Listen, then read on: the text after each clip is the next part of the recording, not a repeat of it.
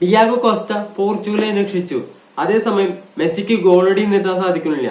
ആള് വെറും 30 മിനിറ്റ് ജോർഡാനെതിരെ വെറും 30 മിനിറ്റ് കളിച്ചിട്ട് ആളുടെ 6ാമത്തെ ഗോൾ സ്കോറാണ് ഈ വേൾഡ് കപ്പില്. ആള് ഗ്രൂപ്പ് സ്റ്റേജിൽ കളിച്ച കളിയില് സ്കോർ ചെയ്തൊരു ഫ്രീ കിക്കിലൂടെയാണ് ഇത് മെസ്സി ഗോൾ സ്കോർ ചെയ്യുന്നത്. പോർച്ചുഗലിന്റെ മാച്ച് വന്ന പോർച്ചുഗലിനെ സംബന്ധിച്ചോളം അത്യാവശ്യം നല്ല ഹൈപ്പ് ചെയ്ത മാച്ചായിരുന്നു. പോർച്ചുഗൽ സംബന്ധിച്ച് ഡുവോ ഡൈ അത് ഇത് അങ്ങനത്തെ ഒക്കെ ഒരു മാച്ചായിരുന്നു പോർച്ചുഗലിനെ സംബന്ധിച്ചോളം. കാരണം അവർക്ക് ഫസ്റ്റ് എത്തണം. കൊളംബിയക്ക് ഓൾറെഡി 7 പോയിന്റ് ഉണ്ട്, അവർക്ക് 4 പോയിന്റ് ഉള്ളു പോർച്ചുഗലിന്. ഇത് ഫസ്റ്റ് എത്തിയ അവർക്ക് നെക്സ്റ്റ് റൗണ്ടിലേക്ക് ഒരു ഈസി വേ പോവായിരുന്നു. മറ്റേതായിട്ട് ഇത്തിരി ഹാർഡ് വേ ആയിരുന്നു. അതുകൊണ്ട് തന്നെ എല്ലാ ഫാൻസും ഇതൊക്കെ ഹൈപ്പ് ചെയ്ത മാച്ചായിരുന്നു. പക്ഷെ അതേ ഇത് ഒന്നെങ്കിൽ പ്ലേയേഴ്സിന് അറിയണ്ടാവില്ല. അതായത് നമ്മൾ 2ാം സ്ഥാനത്ത് എത്തിയല്ലോ, അതുകൊണ്ട് ഇനി പ്രശ്നമില്ല.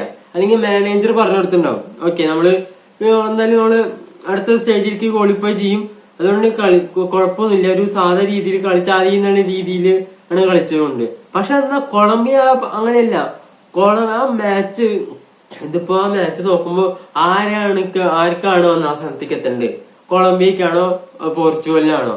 ആ രീതിയാ തോന്നുന്നത്. ലൈക്ക് അത്രയും നന്നായിട്ടാണ് അവർ കളിച്ചത് കൊളംബിയ. ഇപ്പൊ അവിടെ പോർച്ചുഗൽ എടുത്ത് പറയേണ്ട പ്ലേയേഴ്സ് പറഞ്ഞ ആകെ അവരുടെ ഗോൾ കീപ്പർ കോസ്റ്റ, പിന്നെ റൂബൻ ഡിഫൻഡറായ ഡയസ്, പിന്നെ റനാറ്റോ വേഗ, അങ്ങനത്തെ പ്ലേയേഴ്സ് ആണ്. ബാക്കിയുള്ള വിറ്റീഞ്ഞാണോ ബ്രൂണോ ഫെർണാണ്ടസിനൊന്നും കാണില്ല.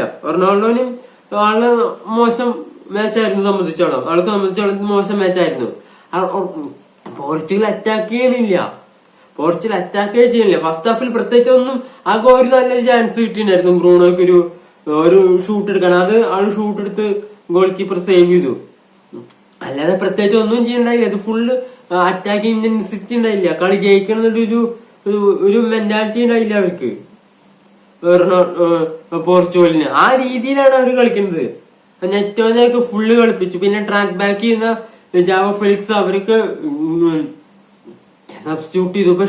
പക്ഷെ അവര് ഫസ്റ്റ് മാച്ചില് DR കോങ്കോക്കെതിരെ മാച്ചില് ഫ്രാൻസിസോ കോൺസിസാവോ ആള് നന്നായിട്ട് കളിച്ചു. ആള് വിങ്ങി കൂടെ ത്രെട്ട് ക്രിയേറ്റ് ചെയ്യുന്നു, ബോൾ ബോക്സിൽ ഇട്ട് കൊടുക്കുന്നു, റൊണാൾഡോക്കിനെ ഫൈൻഡ് ചെയ്യുന്നു, ബ്രൂണോനെ ഫൈൻഡ് ചെയ്യുന്നു. അങ്ങനത്തെ രീതിയിൽ കളിച്ച പ്ലെയറിനെ ഒന്നും ഇറക്കിയില്ല. ഒന്നാമത് കൊളംബിയക്ക് ഈ ക്ലൈമറ്റ് സ്യൂട്ടബിൾ ആണ്. അവര് ഫിസിക്കലായിട്ട് കളിക്കുന്ന ടീമാണ് കൊളംബിയ. അവരായിട്ട് ഫിസിക്കൽ കളിക്കുന്നു.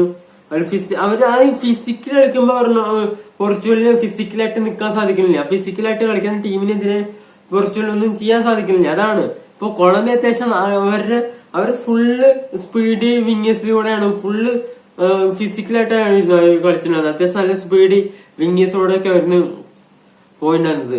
അവർക്ക് ഫസ്റ്റ് ശരിക്കും കോസ്റ്റ് അല്ലെങ്കിൽ 2ഓ 3ഓ ഗോളിന് എങ്കിലും പോർച്ചുഗൽ തോൽക്കുന്നതാണ്. അത്ര നല്ല ഷൂട്ട് എടുക്കേണ്ടത്, പ്രത്യേകിച്ച് ഫസ്റ്റ് ഹാഫില് ഏതുകൊണ്ട് ലൂയിസ് സുവാരസ് ഉണ്ട്, കൊളംബിയയുടെ ലൂയിസ് സുവാരസ് ഉണ്ട്. സെക്കൻഡ് ഹാഫിൽ ആള് സബ്സ്റ്റിറ്റ്യൂട്ട് ആയിട്ട് വന്നിട്ട് അടുപ്പിച്ച് 2 നല്ല ഷോട്ട് എടുക്കുന്നു. അത് ഷോട്ട് ഓൺ ടാർഗറ്റ് അത് കോസ്റ്റ സേവ് ചെയ്യുന്നു. അത്ര ഒരു ഇന്റൻസിറ്റി ആണ് നമ്മളെപ്പോഴും കൊളംബിയയുടെ ഭാഗത്ത് കാണുന്നത്. അങ്ങനത്തെ പോലും കാണില്ല പോർച്ചുഗലിന്റെ ഭാഗത്തുനിന്ന്, ഒരു പ്ലെയറുടെ ഭാഗത്തുനിന്ന് കാണില്ല, റൊണാൾഡോന്റെ ഭാഗത്തുനിന്ന് കാണില്ല, ഫെർണാണ്ടസിന്റെ ഭാഗത്തുനിന്ന് കാണില്ല. ആർക്കും ജയിക്കണം അല്ലെങ്കിൽ 1ാം സ്ഥാനത്തെത്തണം, അറ്റ്ലീസ്റ്റ് ഗോൾ സ്കോർ ചെയ്യുന്നെങ്കിലും ഒരു താല്പര്യമില്ല, ഒരു മെന്റാലിറ്റി ഇല്ലാത്ത രീതിയിലാണ് പോർച്ചുഗല് ഇത് കളിച്ചത്. ഇനി പോർച്ചുഗലിന് നെക്സ്റ്റ് റൗണ്ട് ക്രൊയേഷ്യ ആയിട്ടാണ്. അതെങ്ങനെ ജയിച്ചു കഴിഞ്ഞാൽ അടുത്ത് സ്പെയിൻ വരും, ഫ്രാൻസ് വരും. ഇനി വലിയ ബിഗ് ടീംസ് ആണ് വരിക. അപ്പൊ എങ്ങാനും 1ാം സ്ഥാനത്ത് ഫിനിഷ് ചെയ്താൽ അവർക്ക് അത്ര ഇല്ല. ഇനി മറിച്ച് കൊളംബിയക്ക് വെച്ചാലോ, കൊളംബിയ വെച്ചിട്ട് compare to Portugal easy way ആണ്. ഇനി അവർക്ക് എനിക്ക് തോന്നുന്നത് അത്യാവശ്യം കൊളംബിയായിട്ട് കമ്പയർ ചെയ്യുമ്പോൾ ഒരു ലോ ടീമാണ് വരിക. പിന്നെ ബെൽജിയം വരാൻ സാധ്യതയുണ്ട്, പിന്നെ അർജന്റീന വരാൻ സാധ്യതയുണ്ട് തോന്നുന്നു. അതിന് അത്യാവശ്യം കമ്പയർ ചെയ്യുമ്പോൾ ഒരു ഈസി വേ ആണ് കൊളംബിയെ സംബന്ധിച്ചോളം. പോർച്ചുഗൽ അങ്ങനെയല്ല. അപ്പൊ ഇതേ മത്സരമാണ് ക്രൊയേഷ്യ ഗുഡ് ടീം. ക്രൊയേഷ്യ നല്ല ടീമാണ്. 2 വേൾഡ് കപ്പിലും 2018 വേൾഡ് കപ്പിൽ ഫൈനലിസ്റ്റ്, 2022 വേൾഡ് കപ്പിൽ സെമി ഫൈനലായ ക്രൊയേഷ്യയാണ്. പ്രത്യേകിച്ച് അവർ നോക്കൌട്ട് സ്റ്റേജ് കളിക്കുമ്പോ നോക്കൌട്ട് സ്റ്റേജിലേക്ക് വരുമ്പോ അവര് വേറെ ക്രൊയേഷ്യയായി മാറുകയാണ്. ആ ക്രൊയേഷ്യക്കെതിരെയാണ് പോർച്ചുഗൽ കളിക്കേണ്ടത്. അത് ഇങ്ങനത്തെ ഇപ്പൊ കൊളംബിയക്കെതിരെ കളിക്കുന്ന രീതി വെച്ചിട്ട് അത് റോബർട്ടോ മാർട്ടിനസിന്റെ ഇതുമുണ്ട്, ആ പ്ലേയേഴ്സിന്റെ ഉണ്ട് ഒരു ഈ മത്സരത്തിൽ. അവർ ജയിക്കേണ്ടത് മസ്റ്റ് ഇമ്പോർട്ടന്റ് മാച്ചാണ് അവർക്ക് സംബന്ധിച്ചോളം, 1ാം സ്ഥാനത്ത് എത്തണമെങ്കിൽ. അല്ലെങ്കിൽ അവർ വിചാരിച്ചിട്ടുണ്ടാവും 2ാം സ്ഥാനത്ത് എത്തിയല്ലോ, ഓക്കെ നമ്മൾ ക്വാളിഫൈ ആയല്ലോ എന്ന്.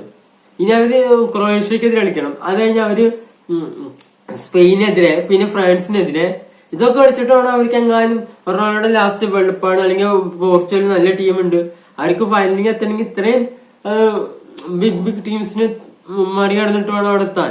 ഈ മാച്ച് ഇങ്ങനത്തെ രീതിയിൽ കളിച്ചാൽ എങ്ങനെ കടക്കും?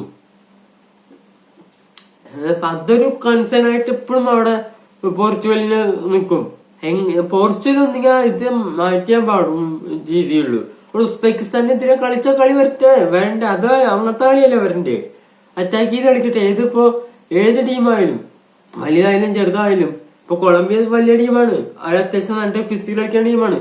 ഫിസിക്കൽ കളിക്കുമ്പോ ഇവർക്ക് അതിന്റെ ഒപ്പം മാച്ച് ചെയ്യാൻ പറ്റില്ല, അതാണ് കുഴപ്പം പറയാൻ എനിക്ക് തോന്നുന്നത്.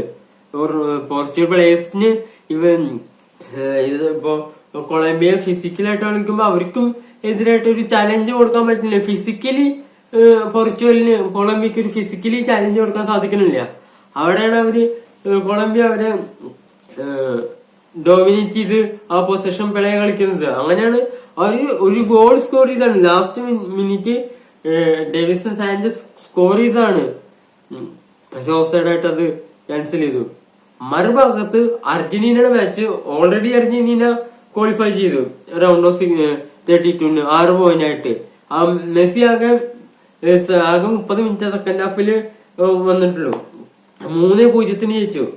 അവർക്ക് 19ാം മിനിറ്റിൽ അവർക്ക് ലിയാൻഡ്രോ പാരഡസിലൂടെ അവര് ഫ്രീ കിക്ക് ഗോൾ സ്കോർ ചെയ്യുന്നു. 19ാം മിനിറ്റിൽ ഫ്രീ കിക്ക് ഗോള് ലിയാൻഡ്രോ പാരഡസിലൂടെ സ്കോർ ചെയ്യുന്നു. പിന്നെ 31ാം മിനിറ്റില് അർജന്റീനയ്ക്ക് ഒരു പെനാൽറ്റി കിട്ടുന്നു, അത് ലൗതാരോ മാർട്ടിനസ് സ്കോർ ചെയ്യുന്നു.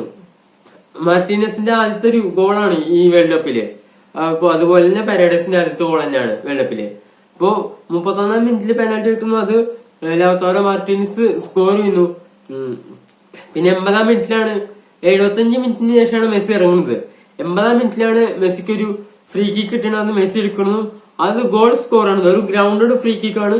അത് കർവ് ചെയ്ത് ബോള് പോസ്റ്റിലേക്ക് വന്നു, അത് സ്കോർ ആവണു. അങ്ങനെ 6 ഗോളുകൾ സ്കോർ ചെയ്തു.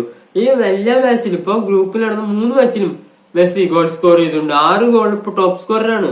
ഇപ്പൊ ഇപ്പോഴും ചാലഞ്ച് എടുത്തോണ്ടിരിക്കുകയാണ്. എംബാപ്പെ ആകെ 4 കഴിഞ്ഞ മാച്ചിലേക്ക് സ്കോർ ചെയ്തില്ല, ഹാലൻഡ് സ്കോർ ചെയ്തില്ല. ഇവിടെ ഇപ്പൊ 4 ഗോളായിട്ടിരിക്കുക. അപ്പൊ എക്സ്ട്രാ 2 ഗോളായിട്ട് മെസ്സി 6 ഗോള് ടോട്ടലില് 19 ഗോളായിട്ട്, ടോട്ടൽ സ്കോറിൽ 19 ഗോളായിട്ട് ഇപ്പോഴും മെസ്സി മുന്നേറിക്കൊണ്ടിരിക്കുകയാണ്. ഇപ്പോഴും അതേ 38 വയസ്സായിട്ട് ആള് 39 വയസ്സായി, 39 വയസ്സായിട്ടും ആ വീര്യം എപ്പോഴും വിട്ടിട്ടില്ല. റൊണാൾഡോയ്ക്ക് പറ്റും, പക്ഷെ ആളത് ശ്രമിക്കണില്ല, ആ ടീമിന്റെ ആളൊപ്പം നിക്കണില്ല. ആ രീതിയിൽ എനിക്ക് തോന്നിട്ടില്ല. റൊണാൾഡോയ്ക്കും ഇങ്ങനത്തെ ഒരു ഇതേ രീതി ചെയ്യാൻ കേപ്പബിൾ ആയിട്ടുള്ള ഒരു മനുഷ്യൻ തന്നെയാണ്. പക്ഷെ ഒന്നെങ്കിൽ ആള് ശ്രമിക്കണില്ല, ആൾക്ക് വേണ്ട സപ്ലൈസ് ടീംമേറ്റ്സ് അവർക്ക് റൊണാൾഡോയ്ക്ക് വേണ്ട രീതിയിൽ കൊടുക്കുന്നില്ല. മെസ്സിക്ക് കിട്ടണ പോലെ ഒന്നും റൊണാൾഡോയ്ക്ക് കിട്ടുന്നില്ല. മെസ്സിക്ക് കിട്ടണ പോലെ റൊണാൾഡോയ്ക്ക് കിട്ടിയാൽ എന്നാലും അത്യാവശ്യം നന്നായിട്ട് തന്നെ രീതിയിൽ തന്നെ റൊണാൾഡോ ചെയ്യാൻ സാധ്യതയുണ്ട്. അപ്പോ അതേ സമയത്ത് തന്നെ ഇംഗ്ലണ്ടിലെ ഗ്രൂപ്പിൽ 2ാം സ്ഥാനത്തിൽ കിട്ടിയവരാണ് പോർച്ചുഗൽ വരിക. ഇപ്പൊ ഭാഗ്യം ഇംഗ്ലണ്ട് ഫസ്റ്റ് ഫിനിഷ് ചെയ്തു. അവര് പനാമയ്ക്കെതിരെ ഹാരി കെയിന്റെയും first Jude Bellingham goal score ചെയ്യുന്നു, പിന്നെ ഹാരി കെയിൻ ഗോൾ സ്കോർ ചെയ്യുന്നു. അങ്ങനെ 2-0 ഇംഗ്ലണ്ട് പനാമയെ തോൽപ്പിക്കുന്നു. അതുപോലെ ഖാനെ ക്രൊയേഷ്യ തോൽപ്പിച്ചുകൊണ്ടാണ്, അതുകൊണ്ട് ക്രൊയേഷ്യ 2ാം സ്ഥാനത്തെത്തുന്നു. അപ്പൊ Portugal, Croatia, England, DR Congo, Argentina, Cape വെർദെയാണ് റൗണ്ട് ഓഫ് 32. അപ്പൊ നമ്മൾ ഈ വീഡിയോ ഇഷ്ടമായാൽ സബ്സ്ക്രൈബ് ചെയ്യുക, ലൈക്ക് ചെയ്യുക. അടുത്ത വീണ്ടും കാണാം.